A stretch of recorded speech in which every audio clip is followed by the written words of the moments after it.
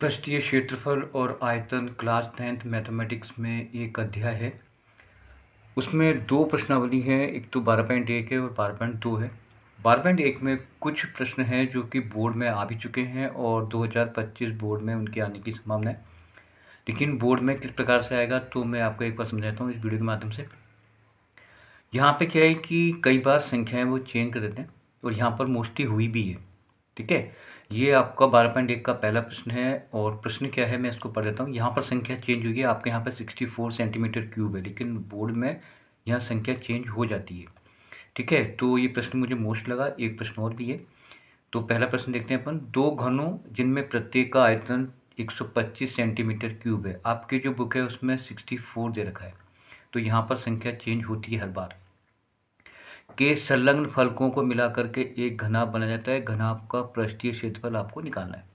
तो इस प्रकार से इसका चित्र बनेगा। बोर्ड में आप चित्र बनाएं जिससे कि आपको आधा जो प्रश्न है वो समझ में आता है और जो चेक करने वाला है उसको थोड़ा अच्छा लगता है।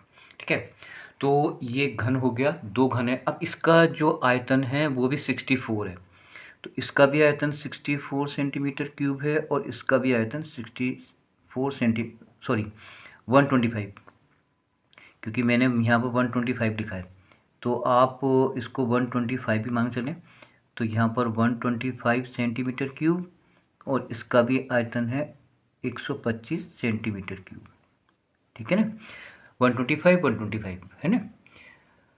और अब हमें निकालना है, अब ये क्या कह रहा है कि इसके संलग्न फलकों को मिला करके, यानी कि इनको दोनों को अगर जोड़ दें तो जोड़ने के बाद जो आपकी नई आकृति बनती है वो घनाभ बन जाती है, यानी कि इसका स्ट्रक्चर चेंज आएगा। अब ये थोड़ा बड़ा बन जाएगा। अब जो साइज़ आएगी वो इस प्रकार की आएगी। ये अब घना बन गया। ठीक है, अब ये घना बन गया, तो अगर आप ध्यान से देखें ये वाला भाग देखो ये यहाँ तक आएगा और ये वाली जो भाग है वो यहाँ तक आएगा, यानी कि ये पूरी इसकी लंबाई हो जाएगी। ठीक है, ये एल हो जाएगी, है ना, और ये इसकी हो जाएगी बी हो जाएगी और ये इसकी एच हो जाएगी। ये एच हो जाएगा, ये बी हो जाएगा, ये आपका एल हो जाएगा। ठीक है, अब हमें इसका निकालना है पृष्ठीय क्षेत्रफल इसका। अब ये घन और घन मिल करके और ये आपके घनाभ बन गया।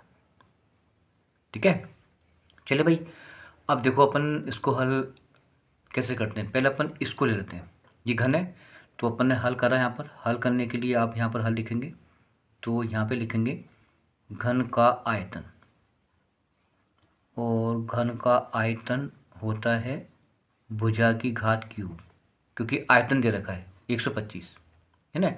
तो मैंने यहाँ पे लिखा घन का आयतन और वो होता है सूत्र के अंदर भुजा क्यूब, तो 125 मैं यहाँ पे लिख दूंगा। ठीक है, बराबर ए क्यूब मैं यहाँ पे लिख दूंगा।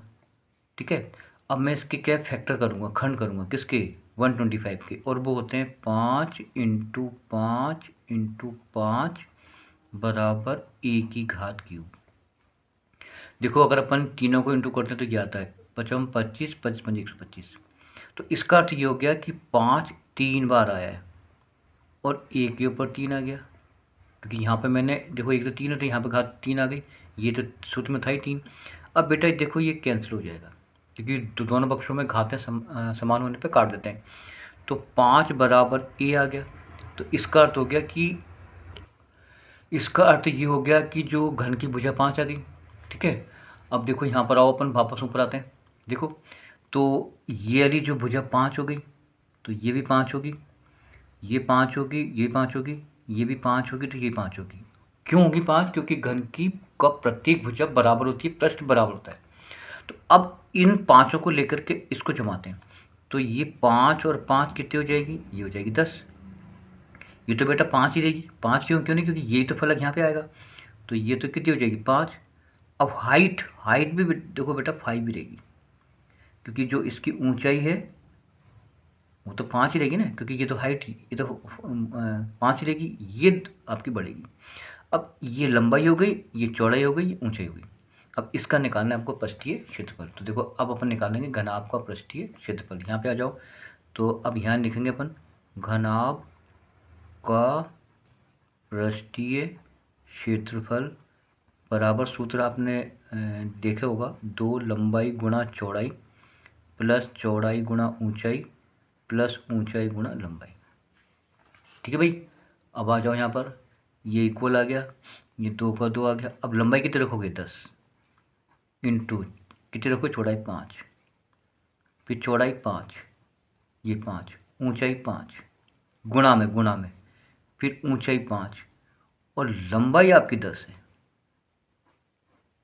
ठीक है, चलो भाई यहाँ पे आ जाओ, ये 2 का 2, ये हो जाएगा 10 पंजे 50,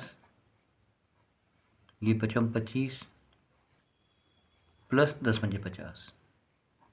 ठीक है, अब देखो अगर अपन इनको ऐड करते हैं तो ऐड करने के बाद ये 125 आता है।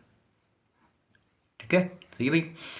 और 125 को अपन इंटू करेंगे किससे, 2 से, तो ये आ जाएगा 250 सेंटीमीटर स्क्वायर। हो क्लियर। देखो यहाँ पे इंटू करा 10 पंजे 50, 55 25, 10 पंजे 50, अब इनको जोड़ेंगे तो कितना आएंगे 125। ठीक है, और 125 जब गुणा होगा तो आ जाएगा 250। तो ये आ गया इसका पृष्ठीय क्षेत्रफल। ठीक है, चलो नेक्स्ट देखते हैं अपन। अगला प्रश्न देखो, अगला प्रश्न ये है कैप्सूल का। दवा का एक कैप्सूल एक बेलन के आकार का है और इसके दोनों सिरों पर एक एक अर्धगोला है। पूरे उसकी लंबाई 14 mm है और व्यास 5 mm है। पृष्ठीय क्षेत्रफल निकालना है। ठीक है, देखो ये कैप्सूल है, तो यहाँ तक तो दे रखा है अर्धगोला, ये भी अर्धगोला, ये अर्धगोला अर्धगोला, ये बेलन है, तो बीच का भाग तो है बेलन का, है ना। पूरी हाइट यहाँ से लेकर के यहाँ तक की जो हाइट है वो आपकी 14 mm है। ठीक है, और इसका जो व्यास है वो आपका 5 mm है। ठीक है, अब अपन व्यास के बनाएंगे रेडियस। तो अपन देखो व्यास बराबर 5 mm। अब बनाएंगे अपन रेडियस, यानी कि त्रिज्या बनाएंगे, वो 5/2 हो जाएगी mm। ठीक है, अब देखो, अब मैं बेलन की अगर बेलन की ऊंचाई निकालूं, किसकी ऊंचाई, बेलन की। देखो बेलन की ऊंचाई यानी कि लंबाई यहाँ से लेके यहाँ तक होगी। ठीक है, अब ध्यान से देखो, ये पूरा 5 है, तो इसकी रेडियस हो जाएगी 2.5 यहाँ तक, तो ये भी 2.5 ही होगी यहाँ से यहाँ तक, और ये भी 2.5 ही होगी। अब 2.5 और 2.5 तो 5 हो गई, तो 5 इसमें से घटाएंगे, किसमें से, 14 में से, तो यहाँ तक हो जाएगी आपकी 9। ठीक है, तो 14 - 5 तो बराबर 9 mm इसकी ऊंचाई आ गई बेलन की। मेरा समझ आ रही है आपको। ये देखो यहाँ तक ये 2.5 क्योंकि रेडियस के बराबर ही ये होती है, तो ये और ये मिलके 5 हो गई। 14 में से अपन ने 5 घटाए तो ये आपके 9 हो जाएगी, यहाँ से यहाँ तक 9 आ जाएगी। ठीक है, चलो अब अपन निकालेंगे कैप्सूल का पृष्ठीय क्षेत्रफल। तो यहाँ पे लिखा मैंने कैप्सूल का पृष्ठीय क्षेत्रफल बराबर बेलन का पृष्ठीय क्षेत्रफल। तो यहाँ पे लिखो बेलन का पृष्ठीय क्षेत्रफल प्लस अर्ध गोले का पृष्ठीय क्षेत्रफल। अर्धगोला, ये अर्धगोला और ये बेलन। ठीक है, इंटू में 2 क्यों लगाया, क्योंकि 2 अर्धगोले। ठीक है, बेलन का होता है 2πr/h, अर्धगोले का होता है 2πr² और इंटू में लगा दिया मैंने 2। ये पृष्ठीय क्षेत्रफल का सूत्र है बेलन का और ये अर्धगोले का। यहाँ पर आओ, 2πr/h प्लस ये आ जाएगा 4πr²। ठीक है, अब हम क्या करेंगे, 2πr कॉमन ले लिया, 2πr कॉमन ले लिया, तो यहाँ से बच गया h और यहाँ से बच गया 2r। ठीक है, अब अपन क्या करते हैं, देखो ये अपना आ गया 2πr ब्रैकेट में आ गया h + 2r। ठीक है, अब इसमें अपन मान रखते हैं। देखो मान रखने के लिए अपन ने क्या करा, यहाँ पे आ जाओ, ये 2 आ गया, यहाँ पर इक्वल लगाया, ये 2 आ गया, पाई का मान रख दिया मैंने बेटा 22/7, ठीक है। आर आपकी हो जाएगी 5/2, ठीक है।